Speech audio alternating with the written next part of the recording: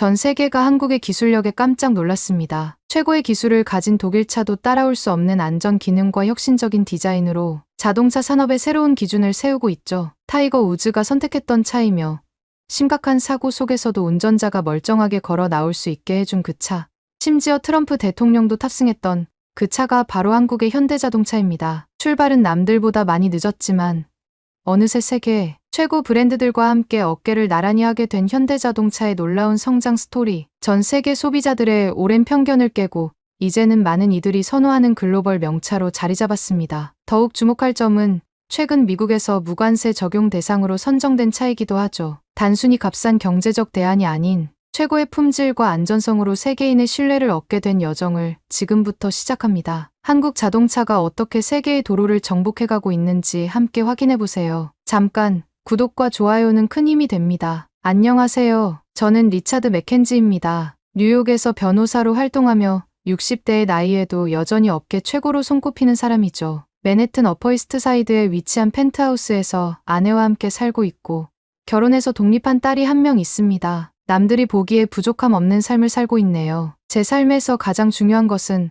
언제나 품질과 신뢰였습니다. 의뢰인들에게 최고의 서비스를 제공하기 위해 노력해왔고 개인 생활에서도 마찬가지였어요. 옷은 맞춤복만 고집하고 시계는 스위스 명품만 차며 자동차는 벤츠와 렉서스 같은 독일차나 일본 고급차만 타죠. 이건 단순한 사치가 아니라 제 가치관이자 신념입니다. 특히 자동차에 관해서는 제 나름의 확고한 기준이 있었어요. 벤츠 S클래스를 10년 넘게 타왔고 아내에게는 렉서스 SUV를 선물했습니다. 한 번은 골프 모임에서 친구 하나가 현대차를 샀다는 이야기를 했을 때 저도 모르게 비웃음이 나왔죠. 현대차, 그건 그냥 택시용 아니야?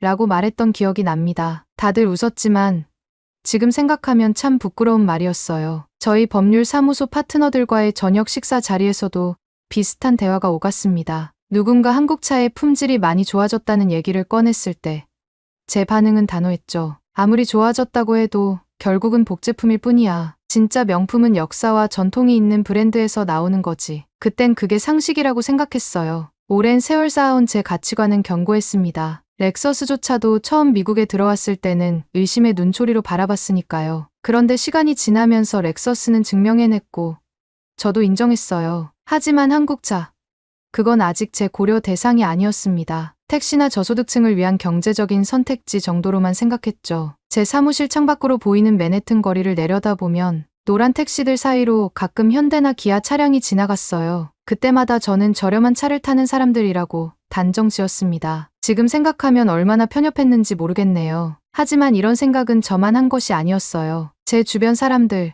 같은 계층의 사람들 대부분이 비슷한 생각을 갖고 있었습니다. 자동차는 단순한 이동수단이 아니라 신분의 상징이었죠. 어떤 차를 타느냐가 그 사람의 성공과 지위를 보여준다고 생각했어요. 클라이언트들이 제 사무실을 방문할 때 주차장에 있는 제 벤츠를 보고 신뢰감을 느낀다는 것을 알고 있었습니다. 그래서 차를 고를 때 항상 신중했고 브랜드 가치를 중요시했죠. 한국차에 대한 제 편견은 그저 제가 들어온 소문과 오래된 정보에 기반한 것이었어요. 실제로 직접 타본 적도 없었고 최신 모델에 대해 제대로 알아본 적도 없었습니다. 그저 값싸고 품질이 떨어지는 차라는 이미지만 갖고 있었죠. 그리고 그런 고정관념은 제 삶에 큰 영향을 미치지 않았어요. 적어도 그날이 오기 전까지는 말입니다. 그날은 평소와 다름없는 출장이었습니다. 대형 소송건으로 시카고에 가게 되었는데 공항에 도착해 렌터카를 픽업하러 갔을 때 예상치 못한 일이 벌어졌어요. 제가 미리 예약해둔 벤츠 E클래스가 없어서 당황했습니다. 직원은 현재 남아있는 차량이 GV80이라는 차밖에 없다고 알려주었죠. 처음 들어보는 이름이었어요. 주차장에서 차를 확인했을 때 그제야 알아봤습니다. 현대자동차의 고급 브랜드 제네시스였죠. 이름은 들어본 적 있었지만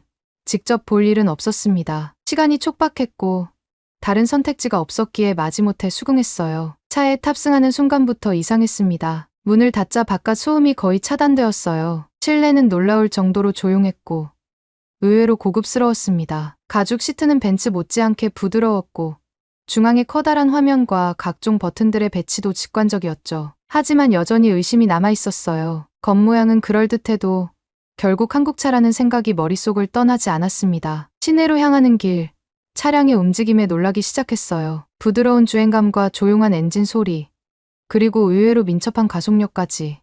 신호등에서 출발할 때마다 이 차가 현대에서 만들었다는 사실을 잊게 됐죠. 고속도로에 진입했을 때는 더욱 놀라웠습니다. 120km의 속도에서도 흔들림 없이 안정적이었어요. 이런 차로 어떻게 고속도로를 달려? 하고 생각했던 제 편견이 서서히 무너지기 시작했습니다. 그러나 아직 완전히 인정하고 싶지는 않았어요. 겉모습만 그럴싸하게 만든 거겠지라고 자기 합리화를 했죠. 호텔에 도착해서도 그 차에 대한 생각이 머릿속에서 떠나지 않았습니다. 이튿날 회의를 마치고 저녁 시간에 동료와 만나기로 했어요. 그 동료는 시카고 외곽에 살고 있어서 꽤 먼 거리를 운전해야 했습니다. 낮과는 달리 밤 고속도로는 한산했고 도시의 불빛들이 멀리 보이는 아름다운 풍경이었죠. 라디오에서는 부드러운 재즈가 흘러나오고 있었습니다. 처음으로 한국차를 즐기고 있는 스스로를 발견하고 살짝 당황했어요. GV80의 헤드라이트는 생각보다 밝고 선명했습니다. 어두운 고속도로를 환하게 비추며 안정감을 주었죠. 그때 내비게이션에서 전방에 공사 구간이 있다는 알림이 나왔어요. 속도를 줄이고 조심스럽게 진입했습니다. 도로 상태가 좋지 않았지만 차체의 흔들림은 거의 느껴지지 않았죠. 사실 그때까지만 해도 이 차가 제 인생을 구할 줄은 몰랐습니다. 공사 구간을 빠져나와 다시 속도를 올리려는 순간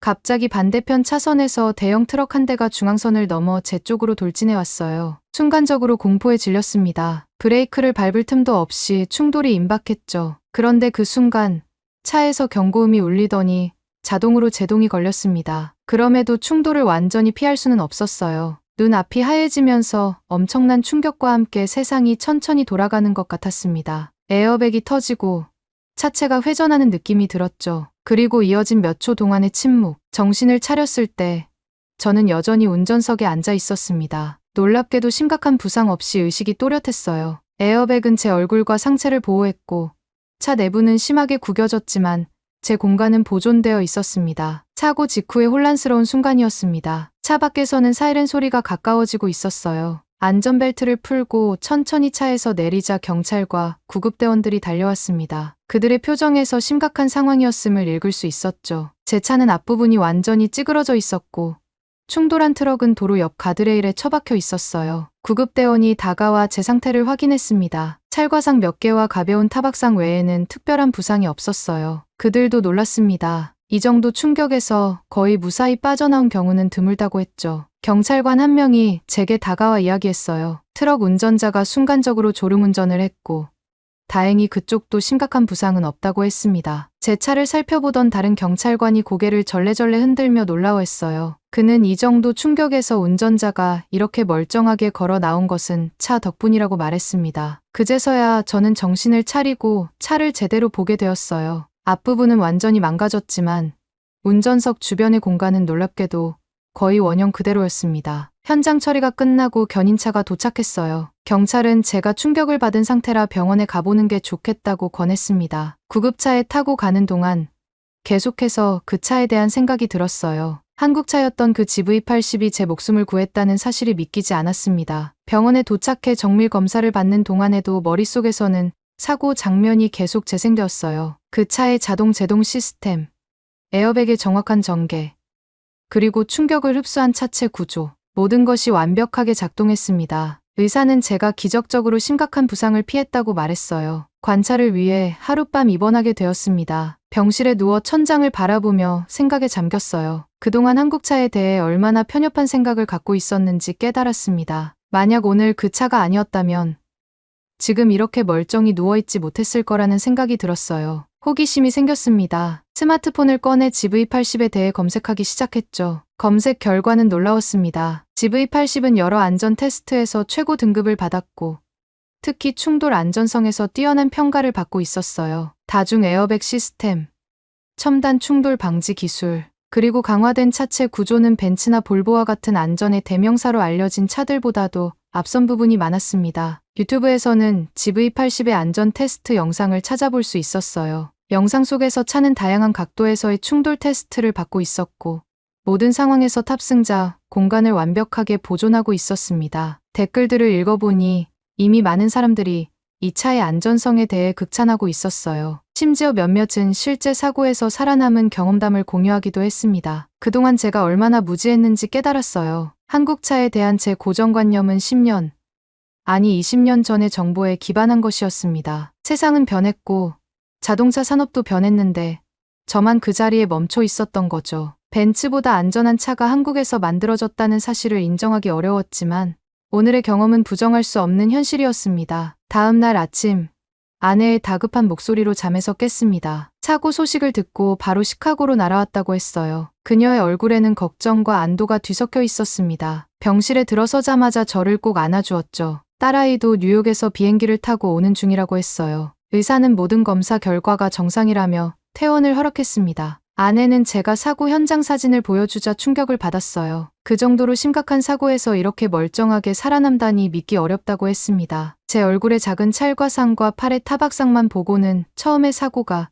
그리 심각하지 않았던 것으로 오해했던 거죠. 그 차가 내 목숨을 구했어. 병원을 나서며 아내에게 말했습니다. 그녀는 의아한 표정을 지었어요. 평소 제가 한국차에 대해 어떤 태도를 보였는지 잘 알고 있었기 때문이죠. 차를 타고 호텔로 돌아가는 동안 렌터카 회사에서 빌린 GV80에 대해 자세히 설명해 주었습니다. 호텔에 도착했을 때 딸이 로비에서 초조한 표정으로 기다리고 있었어요. 저를 보자마자 달려와 안겼습니다. 28살이 된 지금도 여전히 아빠의 어린 딸이었죠. 객실로 올라가 세 사람이 함께 앉았습니다. 딸은 사고 이야기를 듣고 싶어 했어요. 사고 상황을 처음부터 끝까지 설명했습니다. 트럭이 갑자기 중앙선을 넘어온 순간부터 차의 자동 제동 시스템이 작동한 것, 에어백이 터진 것, 그리고 차체가 충격을 흡수해준 것까지.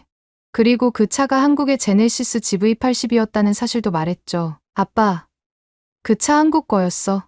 믿기지 않아. 딸의 표정은 놀라움 그 자체였습니다. 그도 그럴 것이 항상 독일 차만 고집하던 제가 한국 차를 칭찬하는 모습은 처음 보는 광경이었으니까요. 아내도 같은 생각이었는지 의아한 표정으로 저를 바라봤어요. 그날 밤, 저는 깊은 생각에 빠졌습니다. 왜 이토록 편견 속에 살았을까 하는 회한이 밀려왔어요. 단지 제품의 원산지만 보고 품질을 판단했던 제 자신이 부끄러웠습니다. 그리고 그런 편견이 얼마나 많은 기회를 놓치게 했는지도 깨달았죠. 만약 다른 차를 타고 있었다면 어땠을까?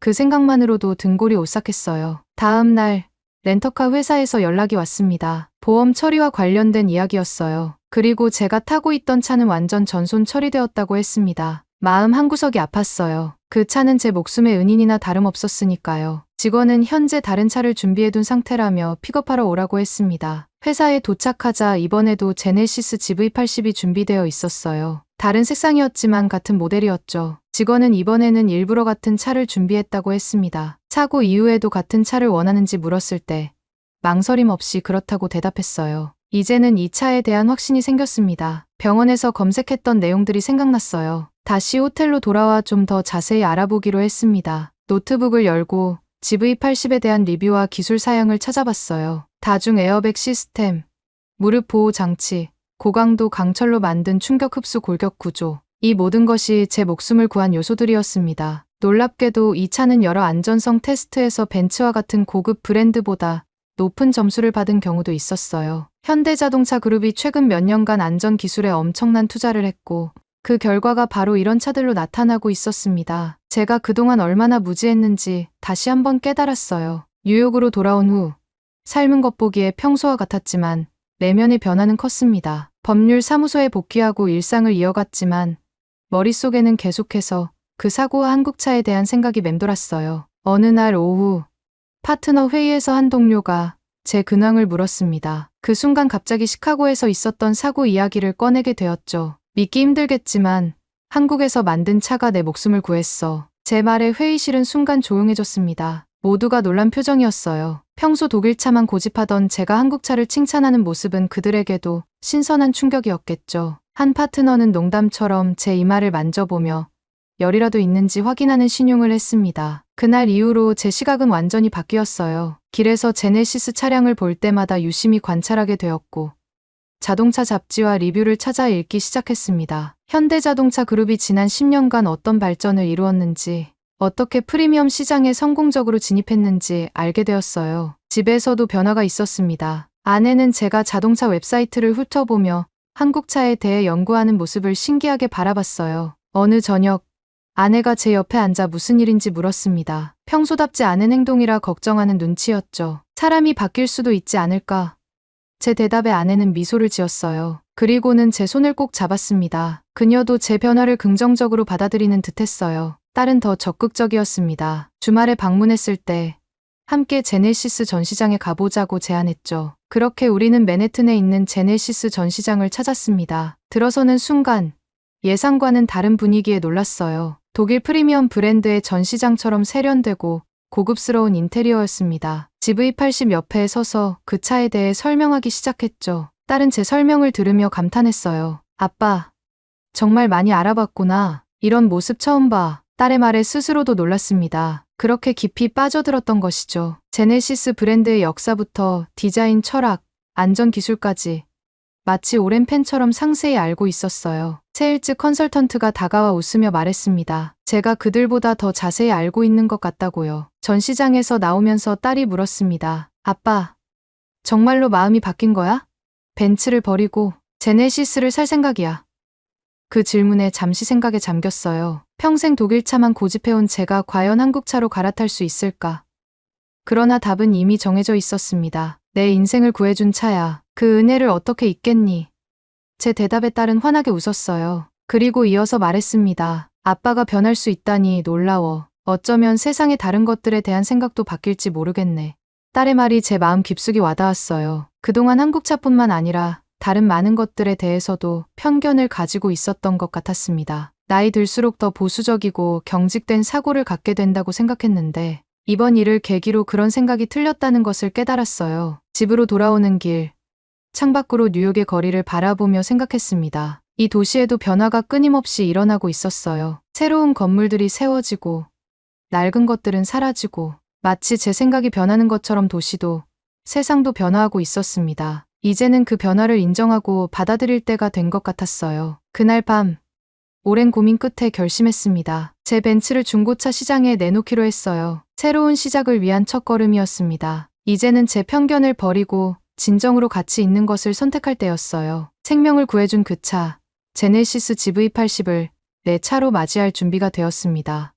6장. 결심을 행동으로 옮기는 데는 그리 오래 걸리지 않았습니다. 다음 주 토요일, 아내와 함께 제네시스 전시장을 다시 찾았어요. 이번에는 구경이 아닌 구매가 목적이었죠. 세일즈 컨설턴트는 저희를 반갑게 맞아주었고 GV80의 다양한 트림과 옵션에 대해 설명해 주었습니다. 가장 상위 트림을 선택했어요. 모든 안전 기능과 편의 장치가 포함된 모델이었습니다. 색상은 깊고 고급스러운 느낌의 딥블루를 골랐죠. 계약서에 서명하는 순간 묘한 해방감이 느껴졌어요. 마치 오랜 고정관념의 굴레에서 벗어난 것 같은 기분이었습니다. 새 주 후, 드디어 제 새 차가 도착했어요. 전시장에 들어서자 윤기 나는 파란색 GV80이 저를 기다리고 있었습니다. 열쇠를 받아들고 차에 탑승하는 순간 시카고에서의 기억이 떠올랐어요. 이번에는 공포가 아닌 감사함으로 그 기억을 되새겼습니다. 집으로 돌아오는 길, 아내는 제 표정을 유심히 살펴보더니 미소를 지었어요. 행복해 보이네요. 오랜만에 보는 표정이에요. 그녀의 말에 저도 웃음이 나왔습니다. 정말이지 오랜만에 느끼는 새로움과 설렘이었어요. 마치 젊었을 때처럼 호기심과 개방적인 마음이 되살아난 기분이었습니다. 사무실에 새 차를 가지고 간 첫날은 꽤 재미있었어요. 주차장에 들어서자 여러 동료들이 제 차를 보고 놀란 표정을 지었습니다. 40년 넘게 독일차만 고집하던 제가 한국차로 바꿨다는 사실이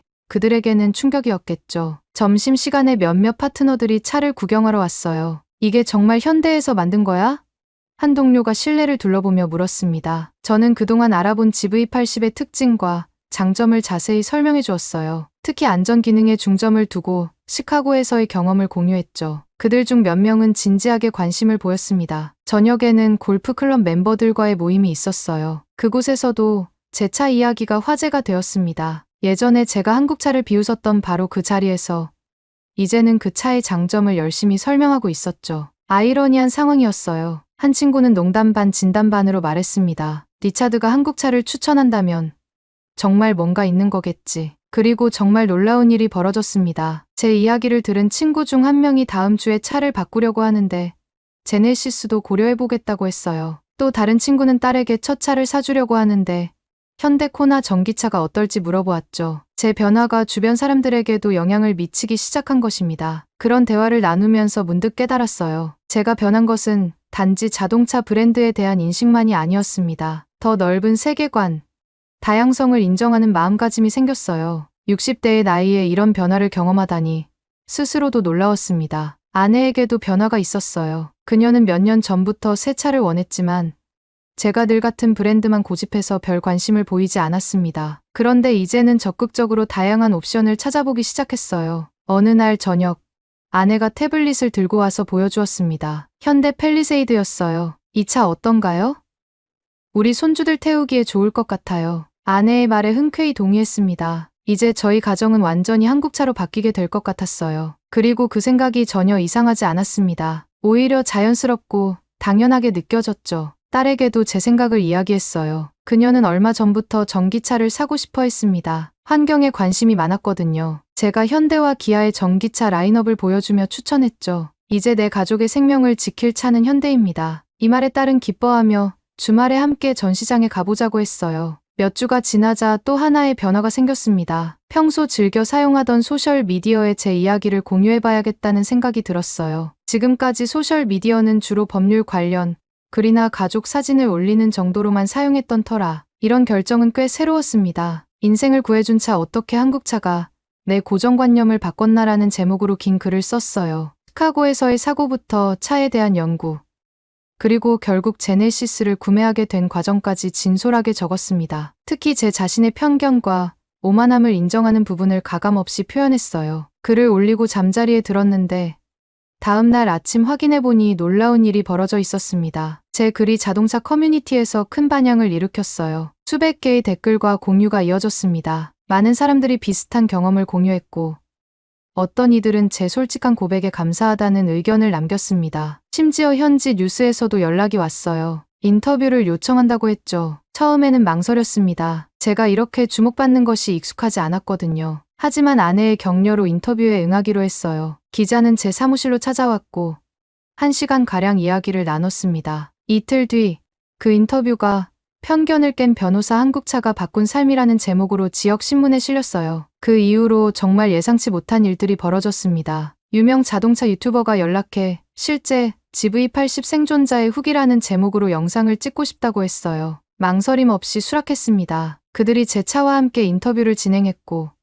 그 영상은 수십만 조회수를 기록했죠. 누군가 제게 한국차 브랜드 앰베서더가 되었냐고 농담처럼 물었어요. 웃어넘겼지만 어떤 의미에서는 맞는 말이었습니다. 제가 살면서 이렇게 열정적으로 무언가를 옹호한 적은 없었거든요. 그것도 한때 비웃었던 대상을요. 법률 사무소에서도 변화가 있었습니다. 몇몇 파트너들이 차에 대해 진지하게 물어보기 시작했어요. 한 파트너는 자녀를 위한 첫 차로 현대 소나타를 구매했다고 알려왔습니다. 또 다른 파트너는 렉서스에서 제네시스로 갈아탈 생각이 있다며 조언을 구했어요. 이웃들 사이에서도 나도 현대차 좀 알아봐야겠어 라는 반응이 늘어났습니다. 어느 날은 마트 주차장에서 또 다른 GV80 오너를 만났어요. 그분도 저와 비슷한 경험이 있었습니다. 작은 접촉사고였지만 차의 안전기능 덕분에 큰 부상 없이 넘어갔다고 했죠. 서로의 경험을 나누면서 마치 오래된 친구처럼 이야기를 나눴습니다. 그분의 마지막 말이 기억에 남아요. 이제 미국에서도 현대차는 믿을 수 있는 차라는 인식이 점점 퍼지고 있어요. 그 말에 깊이 공감했습니다. 실제로 주변에서 한국차를 타는 사람들이